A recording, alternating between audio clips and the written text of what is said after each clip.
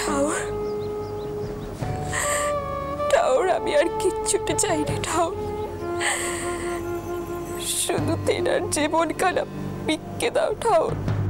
তিনি যেন দীর্ঘকাল সুস্থ শরীরে বেঁচে থাকেন ঠাউর। তার জন্য যা যা করার আমি করব।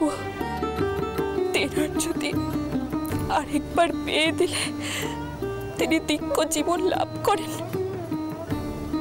তবে যে করে হোক আমি তেনার দ্বিতীয় পেয়ে দেব।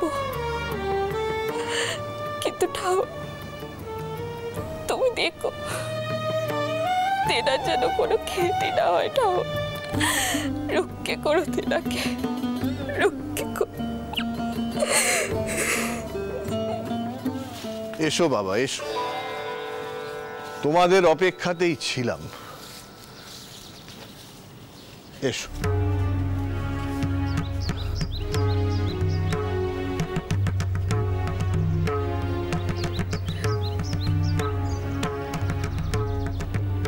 কল্যাণ হোক।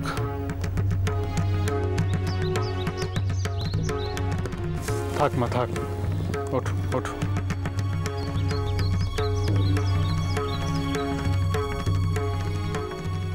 এ তুমি বড় অন্যায় কাজ করেছো মা। দেখো মা, তোমার নিজের শ্বশুর ঠাকুর জীবিত নন বটে, তবে আমি আর আতামশাই যদুকে নিজের সন্তানের মতোই দেখি।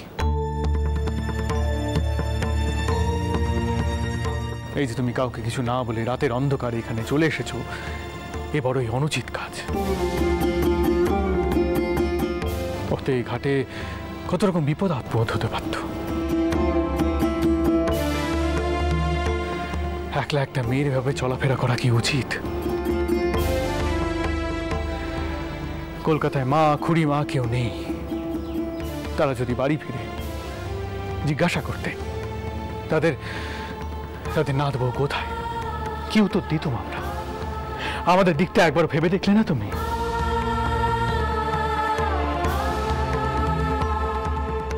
আমি ওকে সে কথাই বলেছি বাবা, ওর একেবারেই উচিত হয়নি এত বড় একটা সিদ্ধান্ত নিয়ে বাড়ি ছেড়ে চলে আসা। হ্যাঁ, তোমার শাশুড়ি মায়ের সিদ্ধান্ত আমি মেনে নিতে পারিনি, এটাও যেমন ঠিক তেমনি তার সিদ্ধান্তের অসম্মান আমি করতে পারিনি বাবা।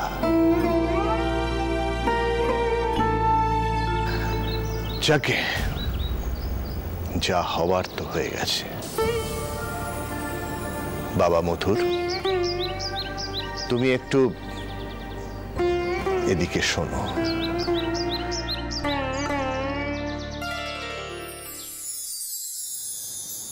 দেখো বাবা, আমি জানি জ্যোতিষ চর্চা বা এরকম কিছু বিষয়ে তোমার কোনো বিশ্বাস নেই, কিন্তু তাও আমি বলছি বাবা, আমি যে বিচার করিয়েছি তার মধ্যে কোনো ভুল নেই। তাছাড়া যদুর বউ নিজেও চাইছে আমার কাছে থেকে সাধন ভজন করতে।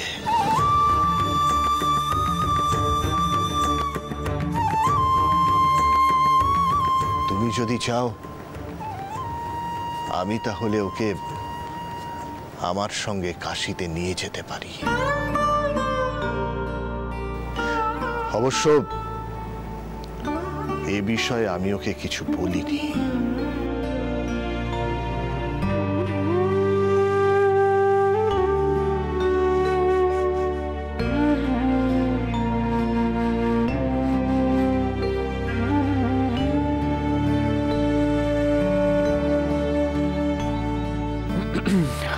আপনার অশেষ কৃপা গুরুদেব যে আপনি বৌমার সংবাদখানা পাঠিয়েছিলেন। তবে ঘরের বউ তো গৃহলক্ষ্মীর সমান, আর লক্ষ্মীর স্থান তো ঘরেই হয়। তার তো এখন সাধন ভজন করার কথা নয়, তার তো সংসার ধর্ম করার কথা গুরুদেব।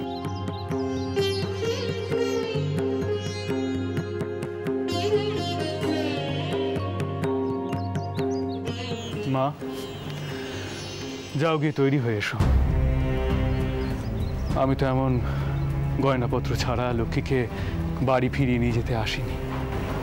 যাও মা, যাও। কিন্তু মেশোবাবু, আমিও বাড়িতে কেমন করে ফিরে যাব? এই কথার অর্থ কি মা? ঘরের বউ ঘর সংসার ছেড়ে কোথায় যাবে? হ্যাঁ, এটা ঠিক যে তুমি একখানা ভুল করেছো এবং তার জন্য দুটো কথা শুনতে হতে পারে, কিন্তু তাই বলে তুমি সংসার ত্যাগ করবে? আর যিনি তোমাকে এ বাড়িতে এনেছেন, ঘরের লক্ষ্মী হিসেবে মেনে নিয়েছেন, তার কথা একবার তুমি ভাবলে না? তিনি যদি এই কথা শোনেন, তার কতটা আঘাত লাগবে।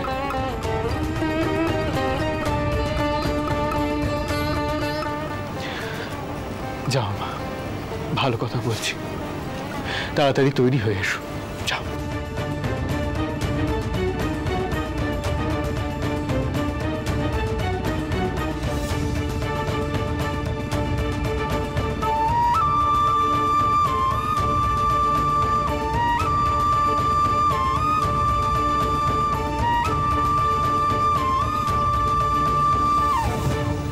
যদু, গিয়ে পালকি তৈরি করতে বলো, আমরা এখনই রওনা হব।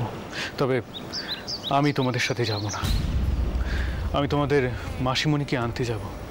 উনি বড় উদ্বিগ্ন হয়ে অপেক্ষা করছে। আর তাছাড়া জগদম্বার এখন বাড়ির সব দিকটা সামলানো উচিত।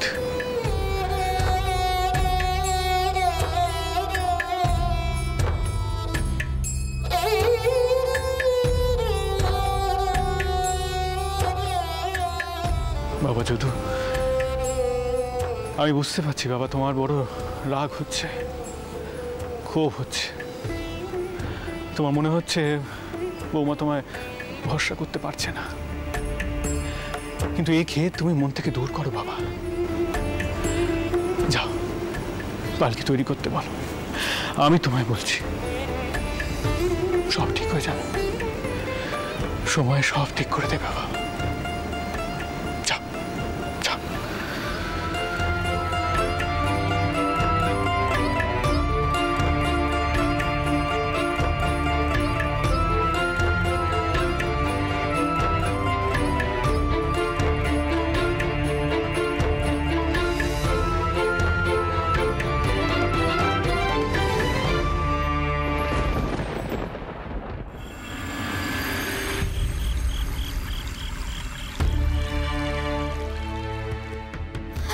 কি টাউরপো, বউ কোথায়? আসছে। আর বোঠান, আপনি বাড়ির সকলকে জানিয়ে দিন যে ছোট মেশোবাবু গেছেন ছোট মাসিমণিকে আনতে। আচ্ছা, সে ঠিক আছে, কিন্তু তুমি একা একা কেন এলে? বউ কোথায়? বউকে তো দেখতে পাচ্ছি না। দুজনে একসঙ্গে ঢুকলে না কেন? কিছু হয়েছে? বোঠানের আগেও তো আমরা একসঙ্গেই গৃহপ্রবেশ করেছিলাম, কোনো লাভ হয়েছে কি তাতে? গোপাল আসছে পালকি নিয়ে, আপনারা বউকে ঘরে নিয়ে যান, আমি আসছি। টাউরপো, টাউরপো, ও টাউরপো, টাউরজি, একটিবার তুমি ভেতরে যাও, ভেতরে গিয়ে দেখো তোমার যদু দাদা কোথায় গেল, যাও। আচ্ছা, তুমি শাকটা ধরো বোঠান, আমি দেখে আসছি। এসো এসো এসো এসো, এই পালকি এখানে রাখো।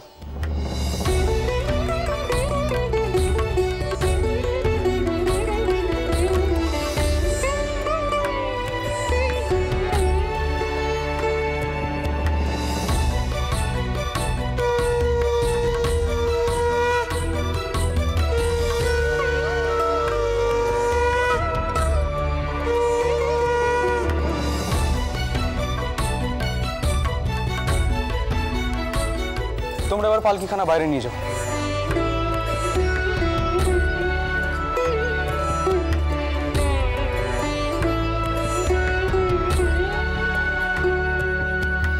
বৌঠান, যদু দাদা কোথায়? যদু চাউরপো তো ভেতরে গেল।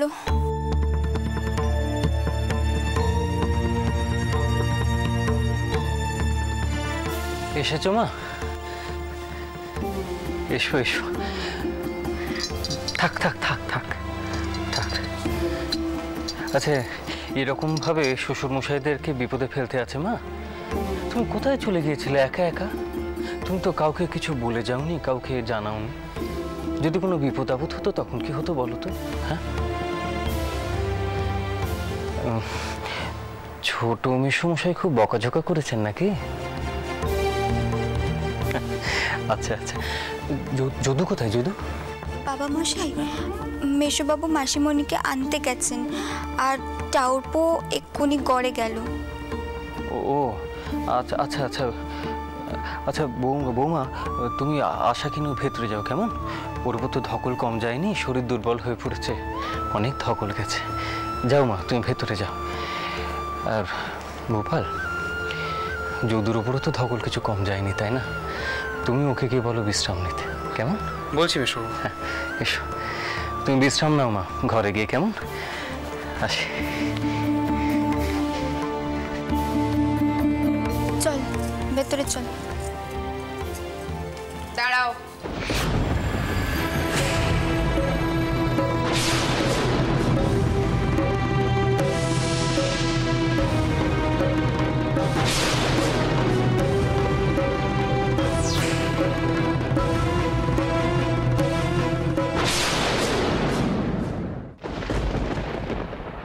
পীরে যখন আসবে তখন না বলে কয়ে গিয়েছিলে কেন বাচ্চা? তোমার নামে বানিয়ে বানিয়ে কথা কইতে গিয়ে তো আমার পরনখানা অষ্টগত হচ্ছিল সারাটা দিন। শোনো, তোমাকে একটা কথা আমি স্পষ্ট করে কয়ে দিচ্ছি, মা যখন নিজে থেকে তোমাকে এই বাড়িতে টাই দিয়েছে তখন এমন কিছু করো না যাতে আমাদের পড়ানো অষ্টগত হয় বা এই বাড়ির মান সম্মান যায়। আমাদের কালে হলে তো শাওরিরা আমাদের চৌকাঠি পেরোতে দিতেন না, কিন্তু তোমার সৌর ঠাকুররা তো তোমাকে অশেষ দয়া করেছেন, তাই তেনারা আমার কোনো কথাই কানে তুললেন না, তুমি এই বাড়িতে আবার ফিরতে পারলে। শোনো বাপু, আমি স্পষ্টকতার মানুষ, তাই তোমাকে কইছি, যদি আবার কোনো কালে মনে হয় এরকম সিদ্ধান্ত নেবে তাহলে বাড়ির কাউকে অন্তত জানিয়ে যেও, না বলে কয়ে চলে গিয়ে আমাদেরকে জ্বালিয়ে পুড়িয়ে মেরো নে।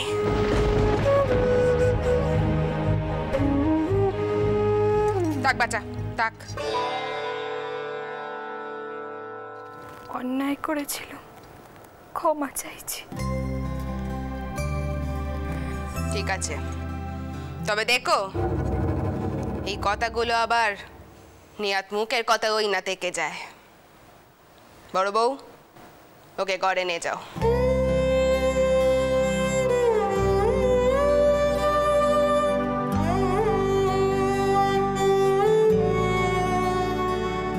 এখন তোকে এরকম দু চার কথা শুনতে হবেই, আর শুনবি নেই বা কেন? দোষ তো কিছু কম করিস নি। তা বলি, হ্যাঁ রে, স্বামী কিছু কইল? সে যে তেতে আছে দেখলুম, মাপ চেয়েছিস তার কাছে? তিনি গোটা পথে একটা কথাও কইলেন না,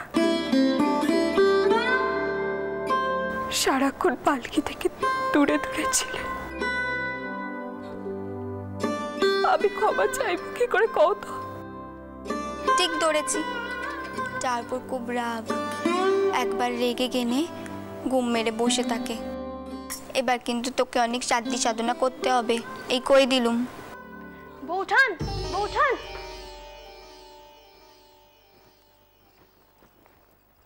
যদু দাদা ছাতে দেখে এলুম। তবে আর কি, তোর ঘরে গিয়ে কোনো কাজ নেই, যা তুইও চাতেই যা। তারপর খুব ক্লান্ত, তাকে নে ঘরে ঢোক, আর তারপর কিছু নাগে কিনা দেখে নিস, তুই যা।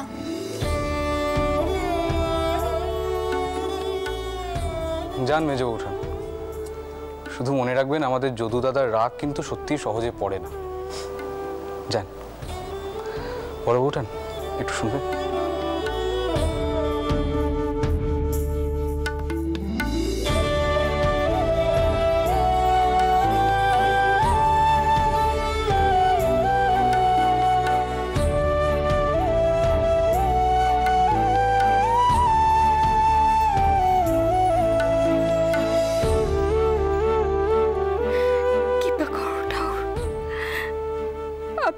না রাগ ভাঙাতে পারি। আমি যে কেন চলে গিয়েছিলাম সেই কথাখানা যেন তেনাকে বোঝাতে পারি। তুমি দেখো ঠাকুর, তুমি দেখো।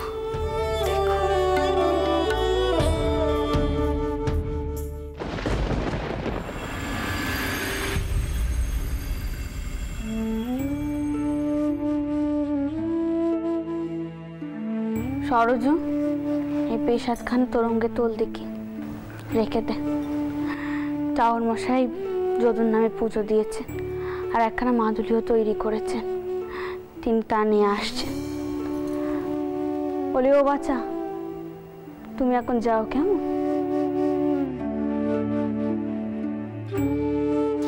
দিদি বলছি, উনি কি কইলেন গো? যদুর সব পাড়া কেটে যাবে তো? করেছেন তো, আগে তাবিজখানা নিয়ে আসুন, তারপর দেখি, তারপর না হয় জানবো ধারণের নিয়ম কানুনগুলো। ও সরজু শোন, আমি কিন্তু যাওয়ার সব বন্দোবস্ত করে ফেলেছি। হ্যাঁ, কাল সকালের মধ্যেই আমরা কলকাতায় পৌঁছে যাব। যত তাড়াতাড়ি সম্ভব যদুকে এই পেশা তার তাবিজখানা দিতে হবে। সরজু, তোর চোখে জল কেন? কাঁদছিস কেন তুই? দিদি, আশা যখন অনেক ছোট ছিল সেই তখন তুমি ওর দায়িত্ব আমাকে দিয়েছিলে। তখন থেকে ওকে আমি যদুর বউ হিসেবে গড়ে পিটে নিয়েছিল। মেয়েটা যে যদুকে ছাড়া আর কাউকে চেনে নি গো। আমি তো হুগলির বাড়িতে উঠে গেছিলাম যাতে ওরা কাছে পিঠে না থাকতে পারে। বিশ্বাস করো দিদি, সেই প্রথম দিন থেকে আমার মেয়েটা শিবের পুজো করত, প্রত্যেক দিন শিবের পুজো করত যাতে যদু দীর্ঘজীবী হয়। আর তার কপালে কিনা। সরজু, যে যার কপাল নিয়ে আসে, কপাল নিয়ে আক্ষেপ করে কোনো নাম নেই রে। কপালের সাথে সব সময় আমাদের যুদ্ধ করতে হয়। আমি বেশ বুঝেছি তিনি চলে যাওয়ার পর থেকে।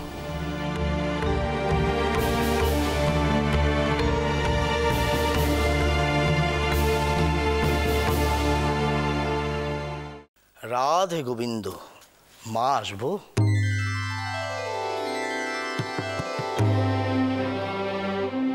আসুন চাওয়ার মশাই, আসুন। রাধে গোবিন্দ, রাধে গোবিন্দ। রাধা গোবিন্দর পায়ে ঠেকিয়ে এই মাদুলি আমি নিয়ে এসেছি। আপনার নাতির হাতে তার স্ত্রীকে বেঁধে দিতে বলবেন। গোবিন্দর আশীর্বাদে সে দীর্ঘ জীবন লাভ করবে মা। সব বিপত্তি কেটে যাবে, ভরসা রাখুন। তাই যেন হয় বাবা, তাই যেন হয়। জয় রাধা গোবিন্দ, জয় রাধা গোবিন্দ। আমার যদু আর তার স্ত্রী যেন সুখী হয়।